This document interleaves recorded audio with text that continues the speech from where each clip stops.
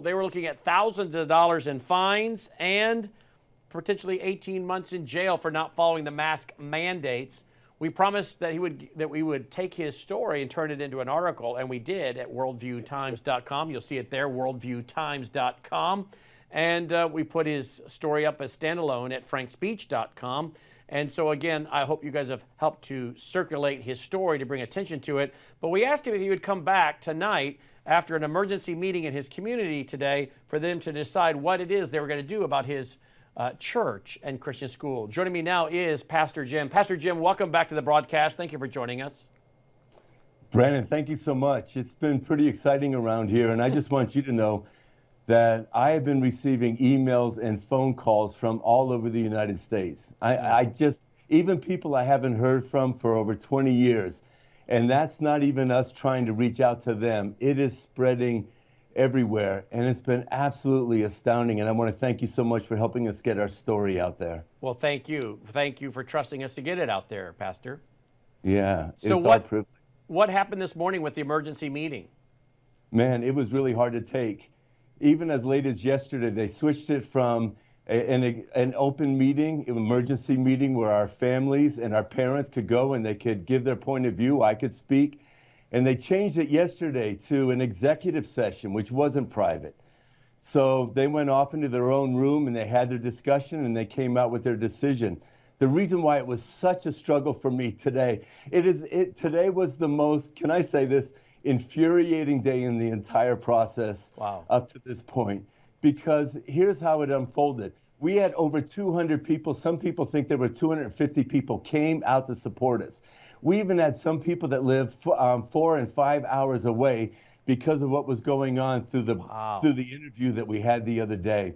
And so we're sitting in that room and everyone's trying to be in their best behavior. I told everyone, let's just remember that this is a Christian school, so let's represent that well. And there were a few outbreaks, but we tried to keep that quiet. So they come out, the county commissioners, and at the very end then, they tell their side of the story. Let me just say this. Their one-sided story of unfolding events at our school. Then after that, a couple of commissioners spoke, and I'm going to tell you something. We sat there, and our parents sat there silently, while then, I just have to tell you, it was nothing less than a lecture. And it was condescending, and they told us how disappointed they were in us. And so here we are, we're sitting, over 200 people, parents, silenced again because the voices and the values of parents are not respected in Eagle County, nor are they respected in the whole public school system. So while I'm so proud of our parents that they sat there quietly because I could barely contain myself.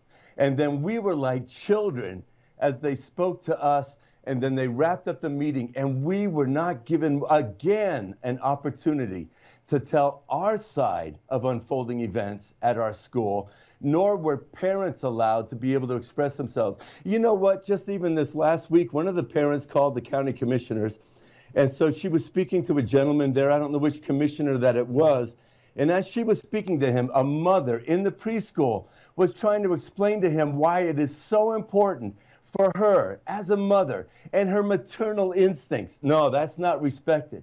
Because they had their science and they were going to pound her with science. And you know what? There's science on their side of the mask issue, and there's amazing studies coming out, even from Brown University as recently as the last couple weeks.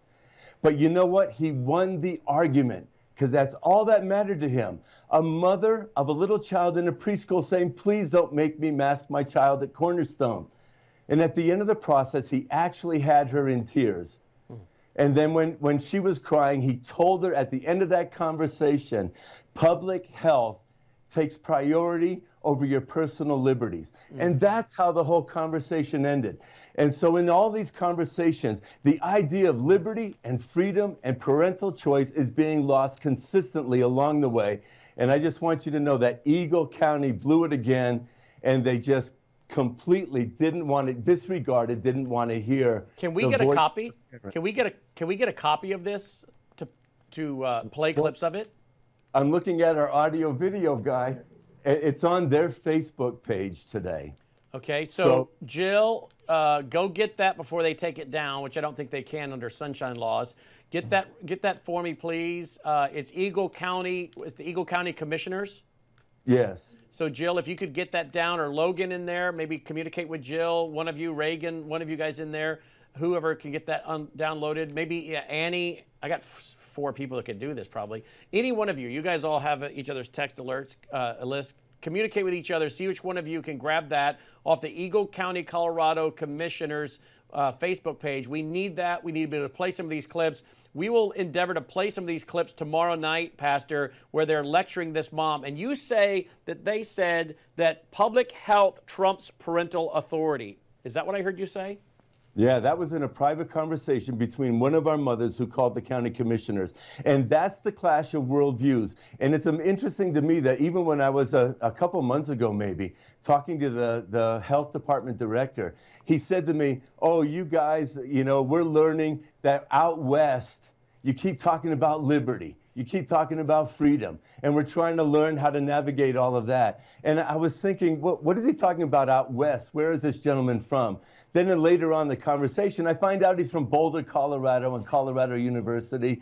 Or maybe not Colorado University, but from Boulder. And I have to check what university he went to. But even from the Front Range, see, here's what's happening out of Denver. Denver wants to go after the western slopes because that's where red country is. That's where people who value our First Amendment rights and our Second Amendment rights. We're very strong out here. So the target is actually Eagle County because it's the gateway to the western slopes where you have someone like Congressman Boebert that she actually represents the 3rd district where we are here right now. So That's your U.S. She's your U.S. Congressperson? Yeah, can you believe it? Because like we're in the same valley as Aspen. Just west of us, you've got Mesa County, you've got the real patriots that are going out there, and then it spreads through to Utah, to Montana, to Wyoming, to Idaho, western Washington. Those are the areas that are very red. So in all of this, we're finding out that they're being very strategic. They even rewrote or redrew the lines for the 3rd district where Lauren Boebert is to try to preserve their Democratic strongholds, but to isolate her away from areas that feel as though they're so embarrassed to have her. And me personally, I'm very proud of her. Oh, wow. Yeah, absolutely. I was startled there by someone talking in my ear all of a sudden. So if you help me jump, I got startled. So, Pastor, what did they decide to do with you guys? I mean, they're threatening you with 18 months in jail or thousands of dollars in fines. What did they decide what to do with you guys? Well, it's really hard to interpret what happened today, but they're going to try it as a civil case and not as a criminal case. Well, if it was a criminal case, it would deal with something like we broke the law. Truth of the matter is, we're not talking laws, we're talking mandates. Also, that would include someone like me standing in front of a jury to defend what's going on. So they're going to try it as a civil case. So that means some of those threats that were hanging over us over the last several months, they might be able then to mobilize that more from a legal position and not from the health department, because they don't have the authority to actually chain our doors or anything like that. So I don't know what will come of it. It will reinduce the opportunity for them to fine us. As far as the threats of jail time, I don't fully understand. I'm not a legal guy. Listen, I didn't sign up for this. You know what I'm saying? Right. I'm just a pastor that's sitting in Colorado. But God has over the course of my life developed me. And I feel like by the goodness of God and by the grace of God that He has taken me on a journey so that I could come to this place right now where my mother was 17 years old when she was a missionary in Colombia, got shot just over her head in Colombia. It hit the gate when she was going in. Her mother had a nervous breakdown. They called her back. I was raised with that kind of brave person. You know what else? Her aunt and uncle, they were arrested in the Philippines for preaching the gospel. They were arrested by communists. They ended up in a Japanese like camp.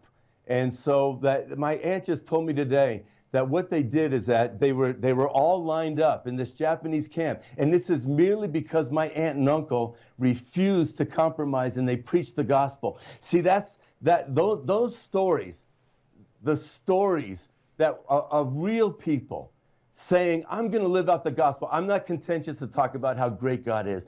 I'm going to live it out and I'm going to believe in it. So my aunt told me today the story about they were all lined up, these prisoners. They were in a prisoner of war camp in Japan, and they were shoving tubes down the throats of the prisoners, and they were filling their stomachs with water, and then they were laying them on the ground, and they were jumping on them, and they were praying because there were all these prisoner of wars. And my great aunt and uncle, who preached the gospel and paid a price for it, they were praying, and as they got up there for no reason at all, they stopped torturing the people, and the Lord rescued them.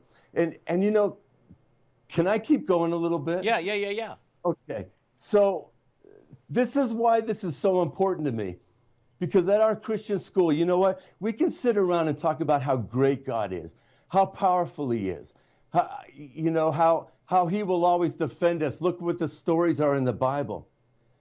But then if our children watch us compromise, and even for a moment, if we blink and let them observe us talking about the greatness of God, the power of God, the ability of God, the omniscience of God, and all such things, but they watch us cave and they realize that in a moment when we were really being put to the test and it really came down to what do you believe or what do you live, I think that if we just continue in our churches to be talking about the attributes of God, and yet at the very same time, we don't walk it out, we will give our children the kind of faith that has gotten our nation in the trouble that it is in right now. I heard a person say, we give to our children in the American church an ineffective and powerless Christianity that is just enough to vaccinate them. I love the idea. We give them a Christianity that's only powerful enough to vaccinate them so that they continue on in this faith that doesn't change the world and that the devil is not threatened by. And so that's why for our school, again, 2 more students, we lost them because of the pressures of what's going on at our school.